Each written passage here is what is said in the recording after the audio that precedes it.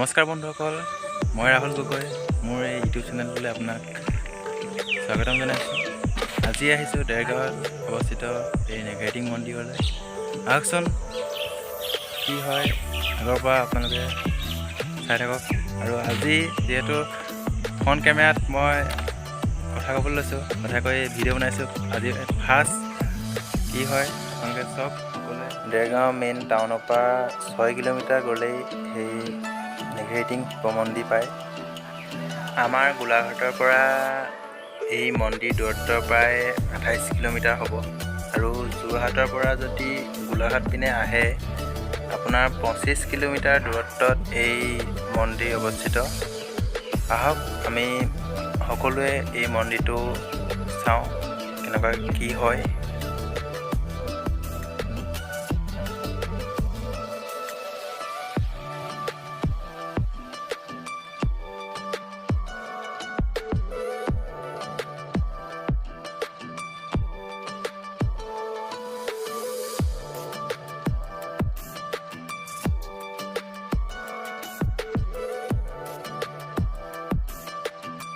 আহকচোন আমি মন্দিৰটোৰ ভিতৰলৈ সোমাই যাওঁ। প্ৰথমতে পাব এনেকুৱা দীঘল এটা ষ্টেপৰ খটখটি, আৰু এই ষ্টেপটোত আছে আপোনাৰ ৭৫টা ষ্টেপ। আৰু এইফালে মানুহজনে চফা কৰি আছে, পাতবিলাক পৰি থাকে ৰাতিপুৱাই চফা কৰে, আৰু সেইজনে চফা কৰি আছে। আৰু এয়া মোৰ বন্ধু আহিছে মোৰ লগতে আপোনাৰ মন্দিৰভাগ চাবলৈ। আৰু এয়া বান্দৰ শুই আছে আৰু ধুনীয়া পৰিৱেশ, চফা কৰিছে। মানুহ বহুত আহি থাকে যিহেতু এটা সুন্দৰ পৰিৱেশ। আৰু এটা বিশেষ কথা, গাড়ী লৈ আহিলে আপোনালোকে সেইপিনে ৰাস্তাটোত যদি ওপৰলৈ আপোনালোকে গাড়ীখন লৈ যায় তেতিয়া একেবাৰে মন্দিৰটোৰ ওচৰতে নামিবগৈ, বেছি দূৰ নহয়। সেইপিনে যদি আপোনালোকে গাড়ীখন লৈ আনে তেতিয়া মানে তলত থোৱা কোনো প্ৰয়োজন নাই, মুখৰ আগলৈকে আপোনালোকে গাড়ীখন লৈ আনিব পাৰিব। আহক আমি মন্দিৰটোৰ ভিতৰলৈ সোমাই যাওঁ। আৰু সোমাই যাওঁতেই দুখন বাওঁ চাইডে চাইনবোৰ্ড আছে, দুখনতে লিখা আছে, আপোনালোকে পঢ়ি ল'ব। আৰু এই প্ৰসিদ্ধ শিৱ মন্দিৰটোৰ আহোম স্বৰ্গদেউ ৰাজেশ্বৰ সিংহৰ দিনত অৰ্থাৎ ১৭৫১ খ্ৰীষ্টাব্দৰ পৰা ১৭৬৯ খ্ৰীষ্টাব্দৰ ভিতৰত নিৰ্মাণ কৰা গৈছিল। আৰু আজি বতৰটো বহুতেই ভাল, আৰু আমি প্ৰথমতে আহিছোঁ সেইকাৰণে মানুহ বহুত কম। আৰু মন্দিৰটোৰ ভিতৰলৈ সোমাই আহি আমি চাকি জ্বলাবলৈ লৈছোঁ। চাকি ইয়াতে জ্বলাই, আমিও ইয়াতে জ্বলাম। দুজনে জ্বলাই আছে মন্দিৰটোৰ ভিতৰৰ ভাগ। আৰু ভিনদেউ এয়া সোমাই আহিছে, লগতে ভণ্টি আৰু বন্ধু দুয়োজনে জ্বলাম।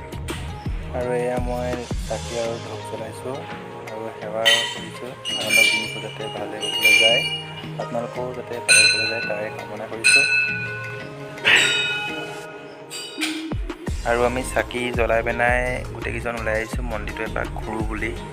আৰু আপোনালোকে চাওক, মাজৰ সৰ্ববৃহৎ মন্দিৰটোৰ সৈতে ই 5টা মন্দিৰ সমষ্টি। মাজৰ মন্দিৰটো হ'ল শিৱ, আৰু 4টা ক্ৰমে গণেশ, সূৰ্য, দুৰ্গা আৰু বিষ্ণু। এটা টিলাৰ ওপৰত অৱস্থিত এই মন্দিৰভাগ চৌপাশৰ সৌন্দৰ্য অতি মনোমোহা। আৰু এই দলৰ বেৰত নানা মূৰ্তি কটা হৈছে। আৰু এই নেঘেৰিটিং শিৱদৌলটো প্ৰায় 253 বছৰ পুৰণি। আৰু এই দৌলটো সজা ঠাইত নেঘেৰি চৰাই ঘূৰা নাছিল বাবে ইয়াৰ নাম নেঘেৰিটিং ৰখা হয়। আৰু এই মন্দিৰটোৰ আগৰ বৈশিষ্ট্য হ'ল যে দেৱ-দেশী নৃত্য। ইয়াত যিসকল নৃত্য কৰিছিল তেওঁলোকে খোপা ওখকৈ বান্ধিছিল, মানে মূৰৰ মাজভাগত, আৰু সেই খোপা নেঘেৰি খোপা বুলি কোৱা হৈছিল। আৰু এটা ৰহস্য কথা হ'ল, আগতে শিৱসাগৰৰ পৰা এটা চমুপথ আছিল বৰালি, যি এতিয়াও আছে বাৰু। সেইফালে নিৰ্মালি লৈ ৰজাক দিয়াৰ পাছত ৰজাই নিৰ্মালি লৈহে আহাৰ গ্ৰহণ কৰিছিল। ভাবি চাওকচোন, তেতিয়াতো আজিৰ দৰে গাড়ী মটৰ নাছিল। এই দেৰগাঁৱৰ পৰা শিৱসাগৰ খোজকাঢ়ি ৰজাৰ ওচৰত নিৰ্মালি দিয়াটো কম ডাঙৰ কাম আছিলনে বাৰু? আপোনালোকে এবাৰ ভাবি চাওক বাৰু, ইমান দূৰ খোজকাঢ়ি এজন ৰজাই নিৰ্মালি দিবলৈ গৈছিল, তাকো শিৱসাগৰত। আপোনালোকে আৰু আমি ইয়াত থকা বহুত টাইম হ'ল, সেইকাৰণে অলপ ছাগলীবোৰক মুৰি আনি খোৱালোহি মই। তাৰপিছত ছাগলীবোৰে ধুনীয়াকৈ খাইছে, আৰু লাষ্টত বান্দৰকো বুট চুট খোৱালোঁ। আৰু ইয়াত বিশেষ কথাটো কি হ'ল কি, ইয়াত বান্দৰ আপোনাৰ যদি কেনেবাকৈ দেখুৱাই কিবা কিবি বস্তু নিয়ে, যেনে কল, বুট, থাপ মাৰি ধৰি আপোনাৰ বুট বা কলবিলাক লৈ যাব।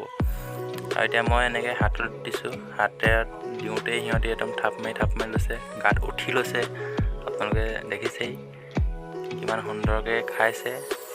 আৰু ইহঁতক যদি আপোনালোকে কেনেবাকৈ খেদে বা ধৰে, আপোনাক আঁচুৰি শেষ কৰি দিব। আৰু বেগ চেগ যদি লৈ থাকে টনা আজোৰা কৰি ফালি পেলাব। সেইবিলাকে উৎপতীয়া আপোনাৰ, ভালো লাগে।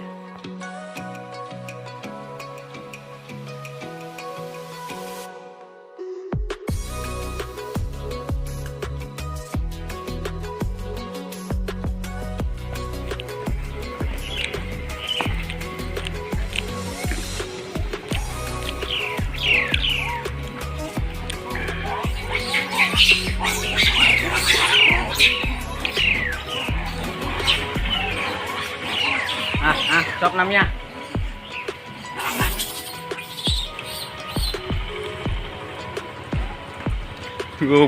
বান্দৰবোৰক খাবলৈ দিয়া দেখি অইন বান্দৰবোৰৰ পৰা দৌৰি আহিছে ওপৰৰ পৰা। চাওকচোন আপুনি কিমান বান্দৰ আহিছে, বুট দিছোঁ সকলোৱে খাবলৈ দৌৰি আহিছে।